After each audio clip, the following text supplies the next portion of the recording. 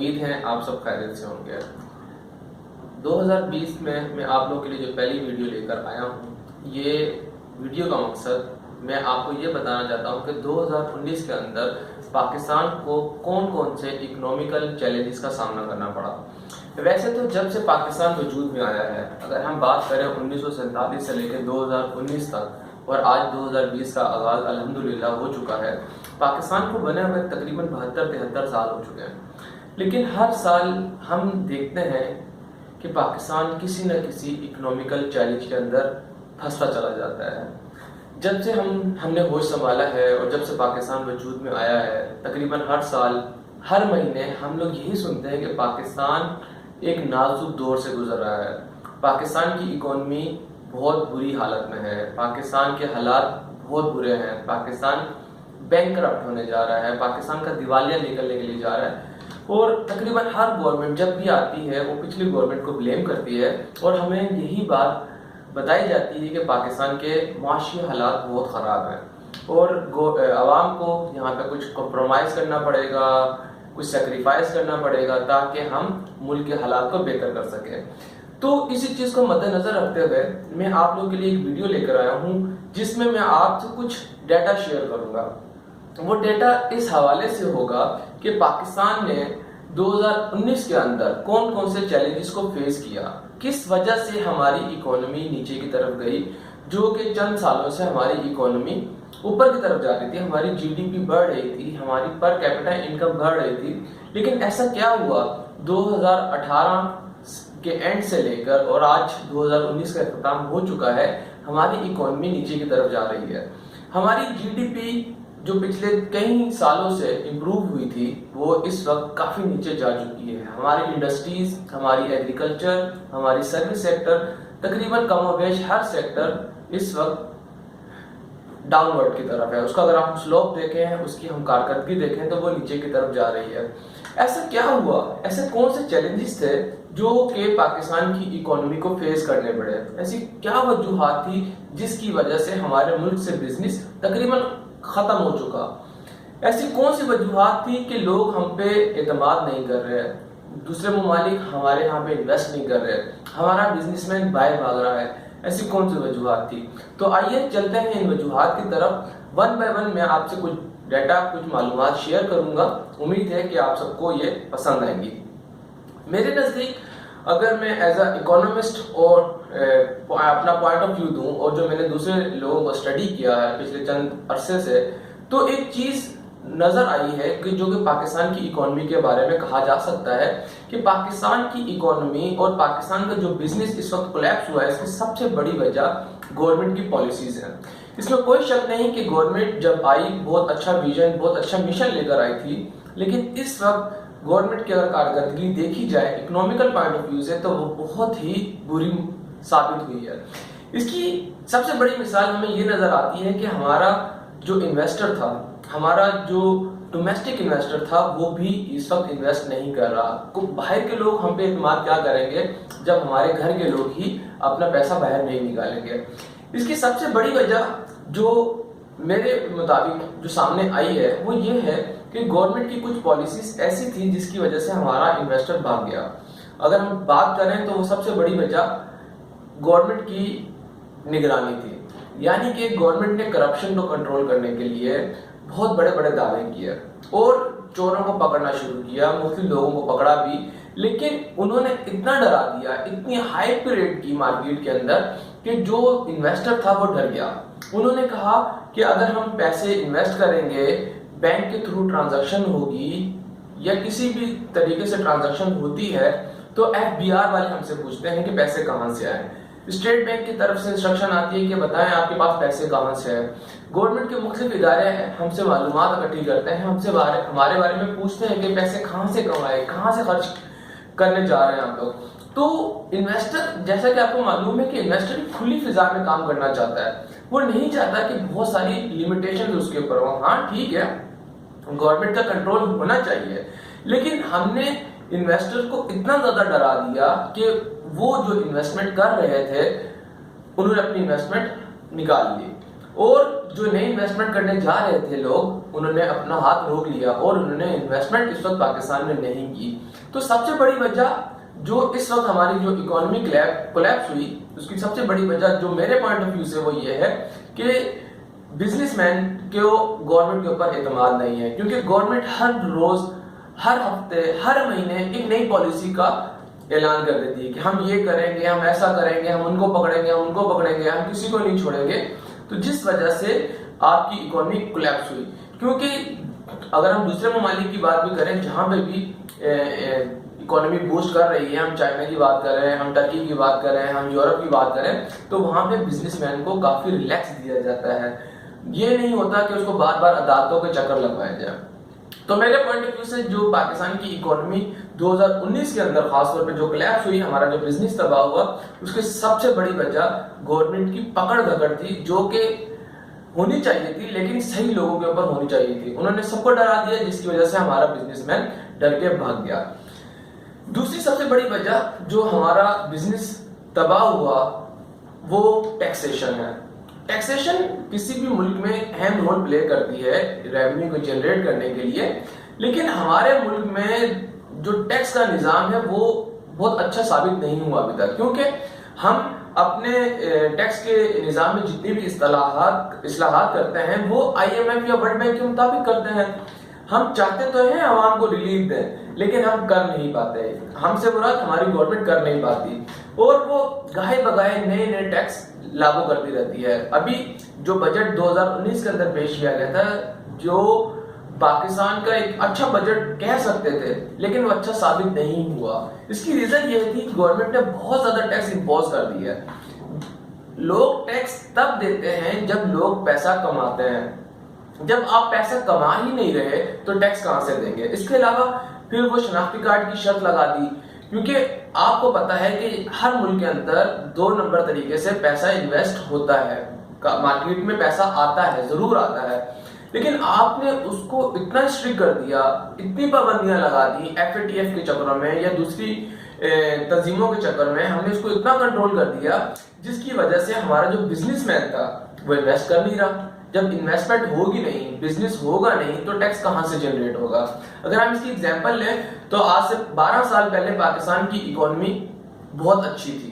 2006, 2007, 2005 अगर हम बात करें तो हमारा जो टैक्स का रेवेन्यू जनरेट हो रहा था वो भी बहुत ज्यादा हो रहा था और टैक्सेस भी ज्यादा थे, लेकिन इसके बावजूद टैक्स लोग ज्यादा पे करते थे। इसकी रीजन ये होती है कि जब मेरी जेब में पैसा होगा तो मैं पे करूंगा, जब है ही नहीं तो मैं पैसे कहां से पे करूंगा गवर्नमेंट को। तो गवर्नमेंट ने जो टैक्सेस इंपोज किए, बहुत हैवी टैक्सेस इंपोज किए हैं, डायरेक्ट और इनडायरेक्ट दोनों तरीके से। और सबसे बड़ा जो लोग मुतासिर हुए वो मिडिल क्लास से मुतासिर हुए, और इसके साथ साथ आपका बिजनेसमैन बहुत बुरी तरीके से मुतासिर हुआ। और इसके अलावा जो FBR की शराइत है, जो इनकी पाबंदियां हैं, वो इतनी स्ट्रिक्ट कर दी हैं कि ये एक आम इंसान को, एक आम बंदे को समझ में नहीं आती। इतना पेचीदा अमल है। अगर आपने टैक्स रिटर्न फाइल करना है, कुछ किसी किस्म का कोई नोटिस का जवाब देना है, तो आपको वकील के पीछे भागना पड़ता है, मुख्तलिफ मसाइल का सामना करना पड़ता है। अगर ये गवर्नमेंट इस निज़ाम को आसान बनाती है, लोगों को एतमाद में लेती है, आपकी इकोनॉमी बूस्ट कर सकती थी, लेकिन इन्होंने ऐसा नहीं किया। इन्होंने डायरेक्टली टैक्सेस इंपोज किए और लोगों को कहा कि आप टैक्स जमा करवाएं, नहीं करवाएंगे तो हम आपको अंदर कर देंगे। ऐसा नहीं होना चाहिए था, जो कि ऐसा हुआ बदकिस्मती से, जिसकी वजह से हमारी इकोनॉमी के ऊपर उसका इफेक्ट आया। जो इसका तीसरा बड़ा पॉइंट जो मेरी नजर में है कि आपकी इकोनॉमी जो नीचे की तरफ गई, वो डिवैल्यूएशन ऑफ करेंसी का था। हमारे मुल्क की जो करेंसी थी, हमारे मुल्क की जो रुपए की कदर थी, वो बहुत तेजी से नीचे की तरफ गिरी। और यही वजह है कि एक टाइम ऐसा भी आया था 2019 के अंदर कि डॉलर 164 रुपए में ट्रेड हुआ, 164 रुपए में इसकी खरीदो फरोख्त हुई। लेकिन आज अगर हम बात करें 2019 के इख्तिताम पर, तो डॉलर की कीमत 155 रुपए पे रुकी रही। लेकिन डीवैल्यूएशन का सबसे बड़ा मसला ये हुआ कि हम लोग इंपोर्ट ओरिएंटेड कंट्री हैं, यानी कि हम लोग ज्यादातर एक्सपोर्ट नहीं करते। हमारे मुल्क में ज्यादातर चीजों को इंपोर्ट किया जाता है। इंपोर्ट करने की वजह से हमारे जो पेमेंट थी वो बढ़ गई। यानी कि एक चीज जो मैं ऑस्ट्रेलिया से, अमेरिका से या चाइना से $1000 की मंगवाता था, अब मुझे $1000 के बजाय उसके ऊपर एक्स्ट्रा पैसे पे करने पड़े, क्योंकि मेरा डॉलर महंगा हो चुका है, मेरे रुपए की कदर में कमी हो चुकी है। लिहाजा जब मुझे चीजें महंगी खरीदनी पड़ी वहां से, जिसकी वजह से मैंने अपनी इंपोर्ट कम की, एक्सपोर्ट वैसे ही नहीं थी, जिसकी वजह से आपकी बैलेंस ऑफ ट्रेड और बैलेंस ऑफ पेमेंट तो पॉजिटिव हुई काफी हद तक, लेकिन इसका इम्पैक्ट ये आया कि आपका बिजनेस नीचे की तरफ चला गया। हाँ, डीवैल्यूएशन का फायदा तब होता अगर हमारी एक्सपोर्ट ज्यादा होती। अगर आप balance of trade, balance of payment को स्टडी करें तो आपको नजर आएगा कि पाकिस्तान इंपोर्ट ओरिएंटेड कंट्री है। पाकिस्तान में ज्यादातर चीजों को इंपोर्ट किया जाता है, ना कि एक्सपोर्ट। तो डीवैल्यूएशन ऑफ करेंसी की वजह से पाकिस्तान की इकोनॉमी को नुकसान हुआ, और यही वजह है तो 2019 के अंदर एक बहुत बड़ा धक्का जो इकोनॉमी को लगा वो डीवैल्यूएशन ऑफ करेंसी की वजह से था।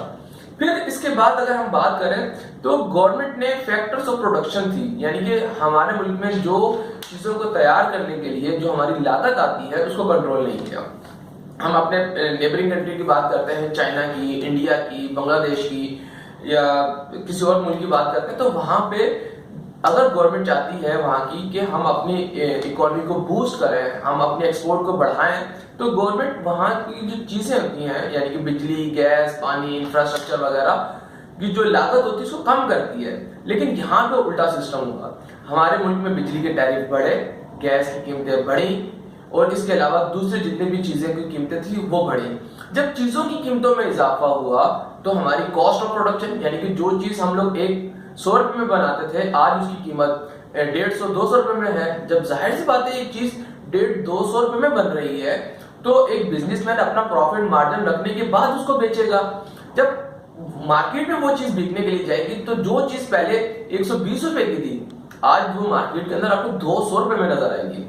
इसकी रीजन ये है कि गवर्नमेंट ने फैक्टर्स ऑफ प्रोडक्शन, यानी कि हमारी जो चीजें थी, जिन चीजों को कंट्रोल करना था, बिजली, गैस, पानी या दूसरी जितने चीजों की प्राइसेस को कंट्रोल करना था, उनको कंट्रोल करने के बजाय आईएमएफ के दबाव में हमने उसको बढ़ा दिया।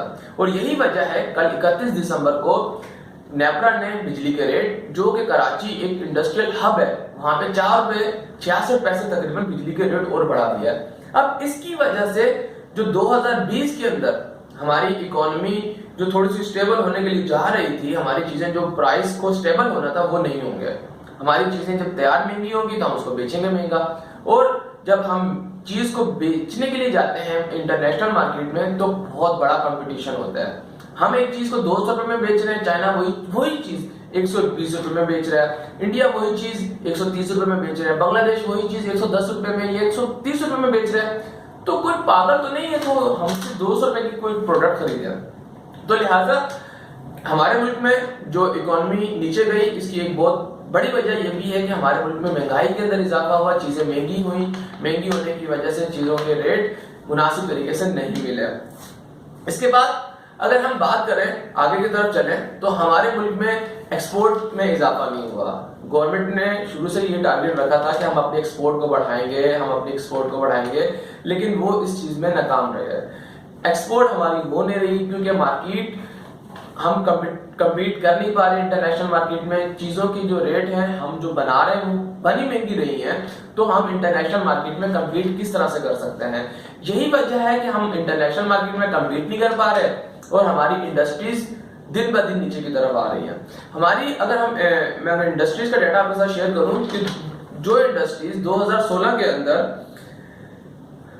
तकरीबन 6.5% के हिसाब से 5.75 के हिसाब से जो ग्रोथ हो रही थी 2016 के अंदर, 6.5% के हिसाब से जो ग्रोथ हो रही थी वो 2019 के अंदर तकरीबन 1.5% 1.48% के हिसाब से ग्रोथ हुई है। तो आप इस चीज का अंदाजा लगा सकते हैं कि हमारी इंडस्ट्रीज ऊपर जाने के बजाय नीचे की तरफ आई। अगर हम पिछले 3-4 साल का कंपैरिजन करें तो हमारी इंडस्ट्रीज हर रोज, हर महीने, हर साल नीचे की तरफ भी गई है। इसी तरीके से इंडस्ट्रीज के साथ साथ हमारे एग्रीकल्चर सेक्टर, हमारा सर्विस सेक्टर, हर चीज बुरी तरीके से मुतासिर हुई। और यही वजह है जब कोई भी शख्स अच्छी एजुकेशन हासिल करता है तो उसकी पहली प्रायोरिटी यही होती है कि वो अपने मुल्क में अपनी खिदमत सरअंजाम दे। अगर मैं अच्छा पढ़ा हूं तो मेरी पहली प्रायोरिटी ये होगी कि मैं अपनी खिदमत अपने मुल्क के लिए सरअंजाम दूं। लेकिन अगर मुझे मुल्क में अच्छे नौकरी नहीं मिलेगी, अच्छे रोजगार नहीं मिलेगा, तो मेरी कोशिश ये होगी कि मैं इस मुल्क को छोड़ के किसी अच्छी जगह सेटल हो जाऊं या इनकम के लिए कहीं माइग्रेट कर जाऊं। यही वजह है पाकिस्तान के अंदर इस वक्त 2019 के अंदर रिकॉर्ड हिस्ट्री है कि पढ़े लिखे लोग, doctor, engineer, businessman, business studies वाले स्टूडेंट, इसके अलावा जितने भी लोग थे, उन्होंने बहुत ज्यादा बाहर की तरफ रुख किया है। 72 साल हिस्ट्री के अंदर ऐसा नहीं हुआ जो 2019 के अंदर ऐसा हुआ कि पढ़े लिखे लोग मुल्क छोड़ के बाहर की तरफ गए। वरना ऐसा होता था कि हमारा मजदूर तबका बाहर जाया करता था, जबकि पढ़े लिखे लोग ज्यादातर अपने मुल्क में ही अपनी खिदमत सर अंजाम देते थे। लेकिन 2019 में बदकिस्मती से ऐसा हुआ कि हमारा पढ़ा लिखा तबका इस मुल्क को छोड़ के बाहर दूसरे मुल्क में रोजगार के लिए, पैसे कमाने के लिए वो मूव हुए हैं। इसके अलावा अगर हम बात करें इस 2019 के अंदर पिछले 72 सालों की तरह इस साल की जो एक सबसे बड़ा मसला रहा हमारी इकोनॉमी के लिए, वो हमारा लॉन्ग टर्म डायरेक्शन नहीं थी। यानी कि जब से पाकिस्तान बना है, हम देखते हैं कि हमारे मुल्क में जो भी मंसूबा आता है वो 1 साल 2 साल के लिए प्लानिंग हम करते हैं। कभी भी हमने 10 साल 20 साल 50 साल की प्लानिंग नहीं की।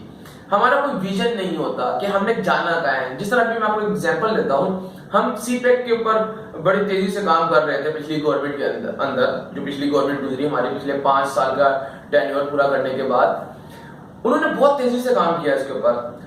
और जिस तरह से ये गवर्नमेंट आई, इनको भी ऐसी तेजी से काम करना था। लेकिन पिछले 1 साल में 2019 में सिवाय गवादर एयरपोर्ट की इफ्तिताह के अलावा बदकिस्मती से सीपेक के ऊपर कोई खातिर ख्वाह पेशरफ्त नहीं हुई। जिस प्रोजेक्ट को चाइना इन्वेस्ट कर रहा है, जिस प्रोजेक्ट में पाकिस्तान गवर्नमेंट इन्वेस्ट कर रही है या पब्लिक प्राइवेट पार्टनरशिप के थ्रू इस प्रोजेक्ट को ऊपर जाना था, बदकिस्मती से 2019 के अंदर इसमें कोई भी खातिर ख्वाह इजाफा नहीं हुआ, कोई हमने इस पर प्रोग्रेस नहीं की। अब हमारे सामने यही बड़ी एग्जांपल है कि सीपेक कहते हैं कि ये पाकिस्तान की तकदीर बदल देगा, एशिया की और पूरी दुनिया की तकदीर बदल देगा, खास तौर पे पाकिस्तान इससे बहुत फायदा हासिल करेगा। लेकिन हमारा कोई लॉन्ग टर्म प्लान नहीं है, हमारी कोई डायरेक्शन नहीं है, हमारा विजन नहीं है, जिसकी वजह से हम इससे भी फायदा हासिल नहीं कर पा रहे हैं। अगर हम विजन की बात करें तो दुबई आज जो दुबई के अंदर जॉब एक्सपोर्ट 2020 लगने के लिए जा रही है, इसके लिए वो पिछले 8 सालों से काम कर रहे हैं। 2030 के अंदर सऊदी अरब में 2030 के अंदर सऊदी अरब में एक बहुत बड़ा शहर आबाद हो चुका होगा, जिसकी प्लानिंग उन्होंने आज से 2 साल पहले कर ली और आज उसके ऊपर काम कर रहे हैं। चाइना भी इसी तरह से करता है, जापान भी करता है, दूसरे ममालिक भी ऐसे करते हैं। लेकिन पाकिस्तान में बदकिस्मती से जब से पाकिस्तान बना तब से लेके आज तक हमने कोई लॉन्ग टर्म प्लान नहीं बनाया। अगर हमने कोई 5 साल या 10 साल प्लान बनाया भी है तो हमने उस पर अमल ही नहीं किया। पाकिस्तान के अंदर प्लान अगर बनाए भी जाते हैं तो उस पर अमल ही नहीं किया जाता, क्योंकि गवर्नमेंट की अनस्टेबिलिटी होती है। हर वक्त गवर्नमेंट को यही डर लगा रहता है कि हम पता नहीं अगले साल अगले महीने होंगे या नहीं होंगे, तो वो अपना वोट बैंक पक्का करने के चक्कर में, अपने आप को बचाने के चक्कर में वो इकोनॉमी को कॉम्प्रोमाइज करता है। वो इकोनॉमी की इतनी फिक्र नहीं करते, वो सिर्फ और सिर्फ अपनी फिक्र करते हैं, अपने MNAs MPs की फिक्र करते हैं, जिसकी वजह से अल्टीमेटली नुकसान पाकिस्तान को ही होता है। अगर हम बात करें पाकिस्तान की इकोनॉमी हमेशा से नीचे जा रही है, ऊपर जाने के बाद नीचे जाना शुरू हुई, इसकी एक और वजह जो नजर आई वो महंगाई की शरह थी। पाकिस्तान के अंदर 2018 के एंड से लेकर 2019 के अंदर बेइंतहा महंगाई में इजाफा हुआ और 2020 में भी तकरीबन ऐसा ही होगा। किसी किस्म की कोई कमी नहीं नजर आएगी। स्टेट बैंक के गवर्नर की मैं रिपोर्ट पढ़ रहा था, उसमें उन्होंने खुद इस चीज को एडमिट किया है कि 2019 के अंदर रिकॉर्ड महंगाई में इजाफा हुआ है और 2020 में भी कमोबेश ऐसे ही सूरत हाल रहेगी। हम उसको कंट्रोल करने की कोशिश करेंगे, लेकिन कंट्रोल करना इतना आसान नहीं है, क्योंकि महंगाई जब बढ़ती है तो वो अपने साथ साथ बहुत सारे मसाइल को भी जन्म देती है।